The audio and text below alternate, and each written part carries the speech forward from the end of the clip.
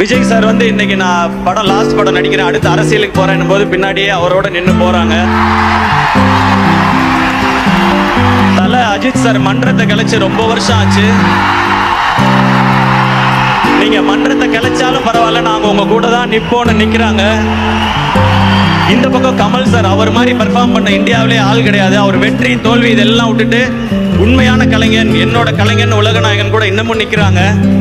இந்த பக்கம் super star Rajinikanth sir 50 வருஷமா சூப்பர் ஸ்டாரா நிக்கும் போது அவங்களோட நிக்கிறாங்க. 1 minute later.